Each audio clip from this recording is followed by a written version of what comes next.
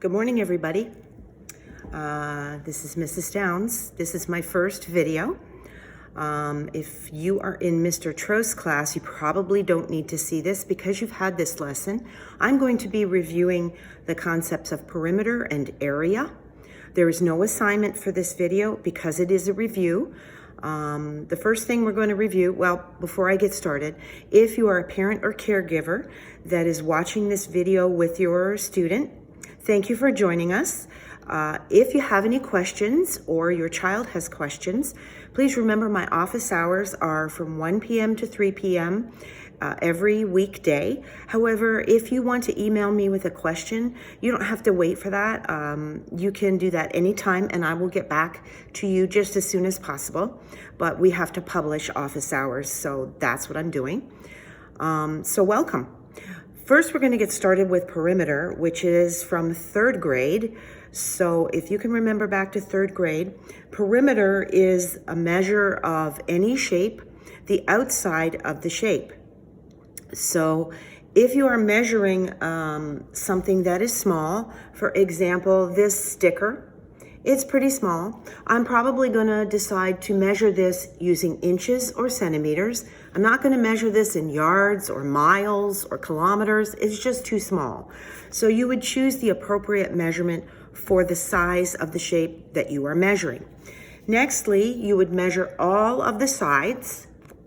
In this case, it has 4 sides, so you would measure 4 sides, and you would simply add them together, and that would give you the perimeter of the shape. So now I'm going to carry my phone. I hope you don't get sick, so that you can see the whiteboards that I've actually done some formulas for you. So there we go. This is the formula for perimeter. P is for perimeter, S is for side. And you can see my formula says side plus size plus dot, dot, dot. What does that mean? Well, your shape may actually have more than 3 or 4 sides. So however many sides your shape has, that's how many sides you're going to add. So in my example here, you can see that my shape has 8 sides. So I would measure and add together all 8 sides to get my measure of perimeter. My units, as I said before, would be inches or centimeters or whatever it was that I used to measure. So that's my review of perimeter. Next, we're going to talk about area. Area is the measure of the inside of a 2-dimensional shape, like my whiteboard right here. You can see I have the length and the width. So I would measure those. Now you can see my whiteboard is not 2 5/10 inches. That's actually the measurement of that strip of sticker that I showed you before. I actually measured those in inches. And my measurement was 2 5/10 inches by 8 5/10 inches. Now when you do your multiplying, you know how to multiply decimals. Here's my work right here. Just to review, you line them up vertically. Forget about the decimals. Do your regular multiplying right here. Don't forget your placeholder right there. To place your decimal, you would count your place values. So this one has 1, this one has 2.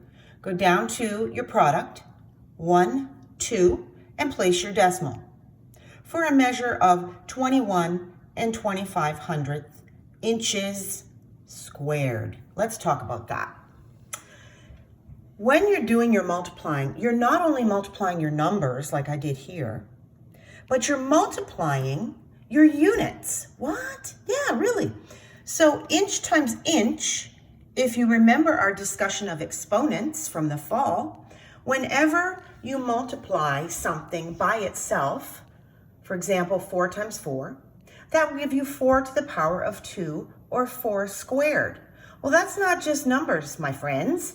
That is units. So whenever you multiply a unit times a unit, you get the unit squared or to the power of 2.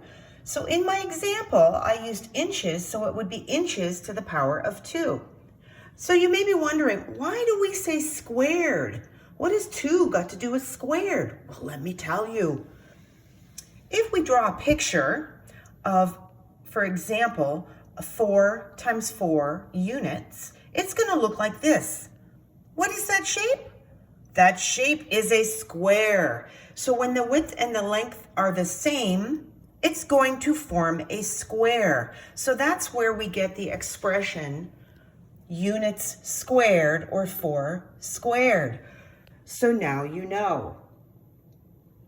So that, my friends, is a review of perimeter and area.